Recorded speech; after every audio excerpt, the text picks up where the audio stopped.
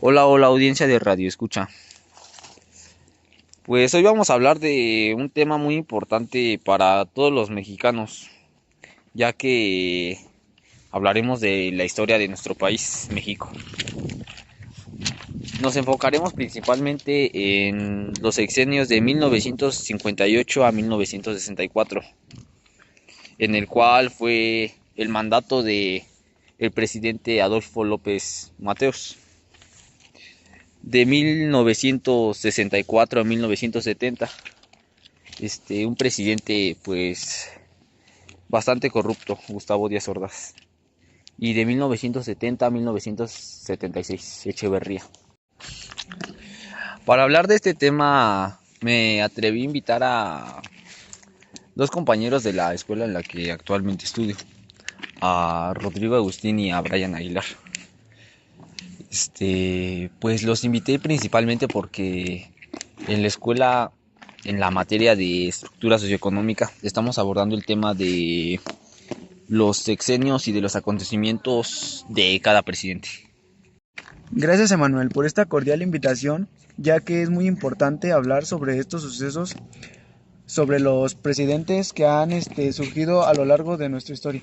Igualmente, Manuel, te agradezco por esta cordial invitación a tu podcast, ya que es importante hablar sobre los acontecimientos que pasaron en estos sexenios, ya que son muy importantes. Y sin más preámbulos, comenzamos. Comenzamos con el sexenio que abarcó de 1958 a 1964, el cual le corresponde a Adolfo López Mateos. ¿Qué me pueden decir del sexenio de este presidente? No, pues sí, como dices tú, Manuel, su sexenio abarcó de 1958 a 1964. Fue el boom de México, ya que construyó hospitales, presas, unidades de habitacional, escuelas, centros deportivos. También se dedicó a cubrir más de la tercera parte del presupuesto de la deuda externa, por lo que puso en crisis en el país en economía.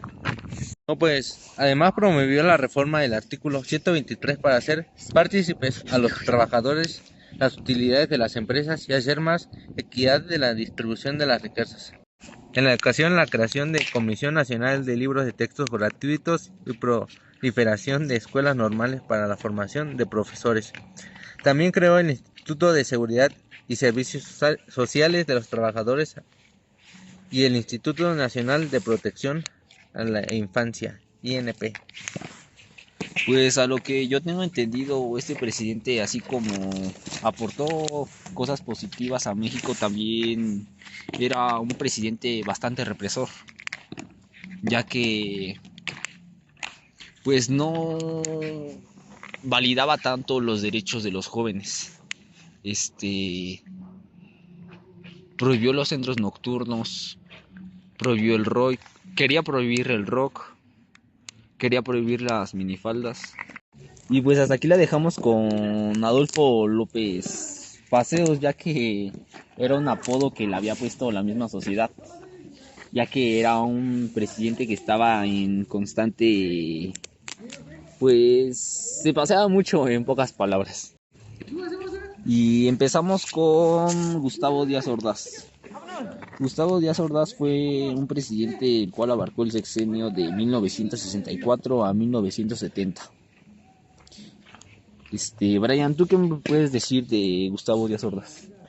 No, pues Gustavo Díaz Ordaz fomentó el desarrollo económico de México, impulsó un plan agrario integral, la industrialización rural y al sector petrolero, así como la infraestructura hidráulica y eléctrica. No, pues en el aspecto negativo, su gobierno y él hubo una gran corrupción en el país, la devaluación del peso bajó mucho. Pues sí, así como dices en el ámbito pues negativo, Gustavo Díaz Ordaz fue un presidente bastante represor, principalmente con los jóvenes.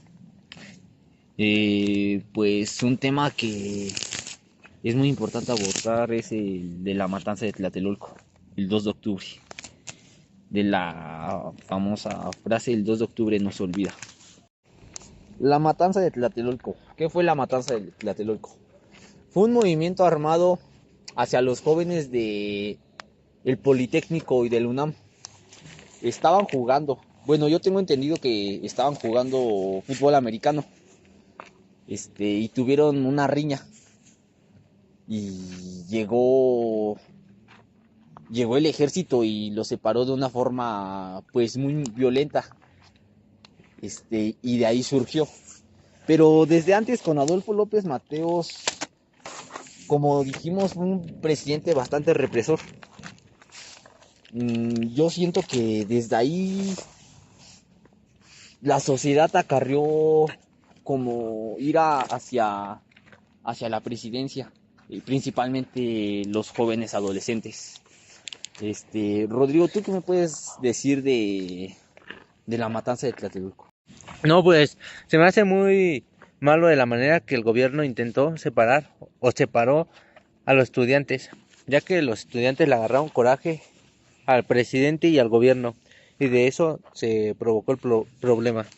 ¿Y tú, Emanuel, qué opinas de por qué el presidente se comportó de esa manera al separarlos? Pues el presidente en sí yo pienso que tenía pues ciertas traumas, ya que desde pequeño sufrió una discriminación de parte de la sociedad. Pues el presidente se dice que era muy feo y pues se crió con traumas para reaccionar de esa manera hacia los jóvenes, porque pues pienso que no es la manera correcta para que actúe el gobierno hacia los jóvenes.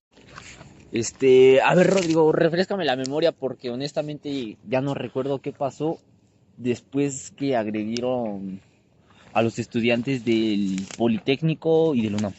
No, pues después de la riña y de la golpiza que le pusieron a los estudiantes, hicieron una pequeña marcha a la Plaza de las Tres Culturas que ya no participaran solo alumnos, sino profesores, amas de casa y trabajadores.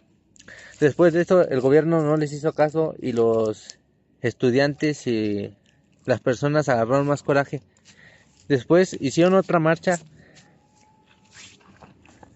Oh, pues sí, como dices, una de las marchas que fue muy famosa fue la Marcha del Silencio, en la cual se manifestaron de una manera pues Silenciosa, pacífica, ya que no agredían completamente a nadie. Lo único que querían era pues hacer que el justicia. gobierno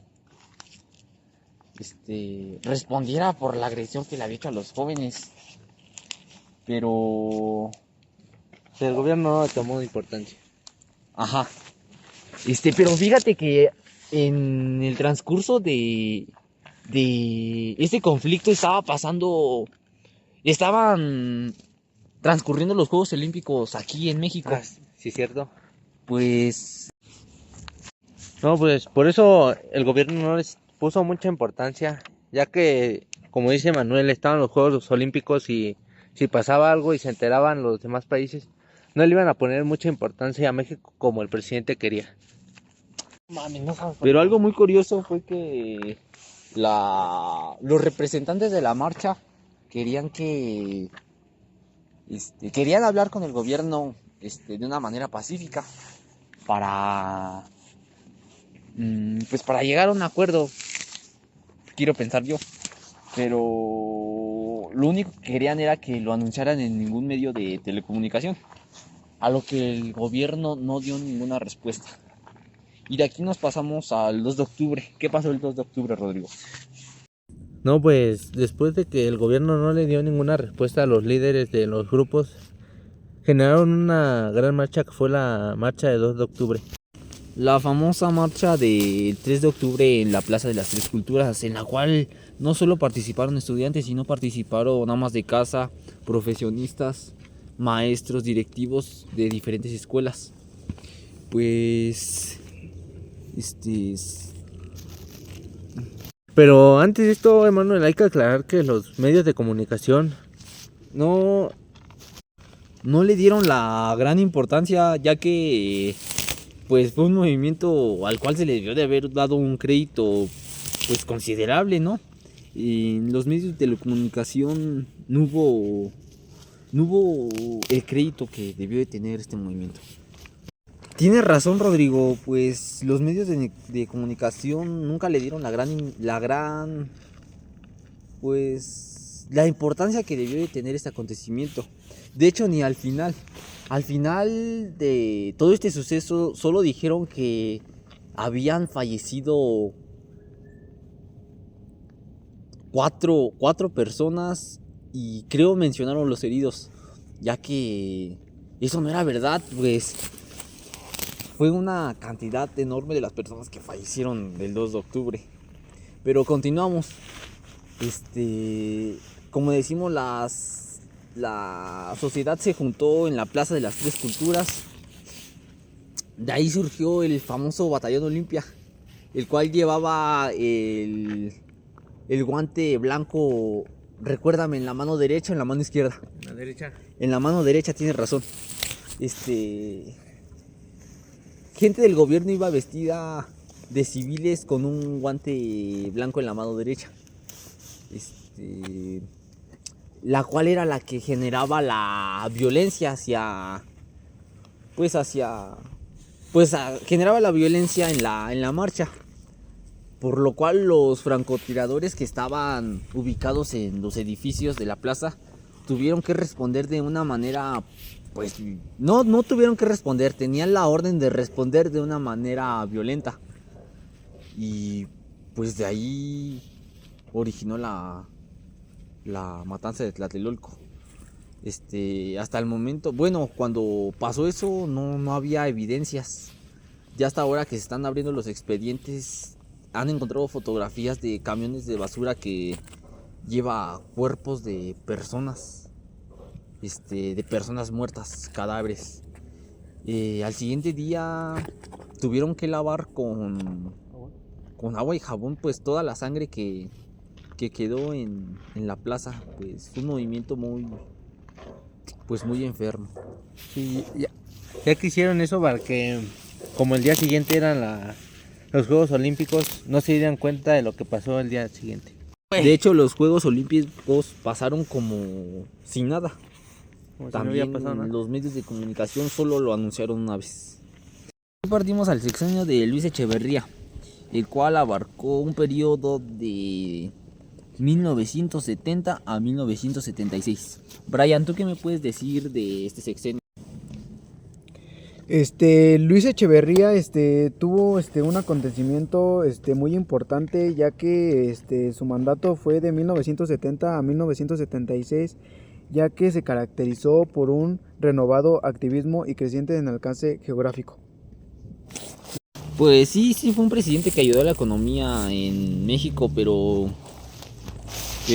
pues un presidente bastante hipócrita, podríamos decirlo así, ya que permitió el refugio a extranjeros que tenían problemas sociales en su país, los dejó que se refugiaran en México, cuando en México estaba matando a sus propios mexicanos. Mataba a sus propios estudiantes, a sus estudiantes socialistas que querían hacer valer sus derechos. Sí. Pero pues algo positivo fue que creó las FEST del UNAM. También que tuvo diversos relaciones internacionales en México, de mayor participación en varios organismos internacionales. Y con esto concluimos el podcast del día de hoy. Quiero darle las gracias a mi compañero Rodrigo, a mi compañero Brian por asistir el día de hoy a mi podcast. No, pues gracias a ti, Manuel. Pues a ver cuándo nos invita otra vez, es divertido. Muchas gracias, Emanuel, por esta cordial invitación, y pues aquí estamos a lo que pues se te conceda. Y con esto concluimos.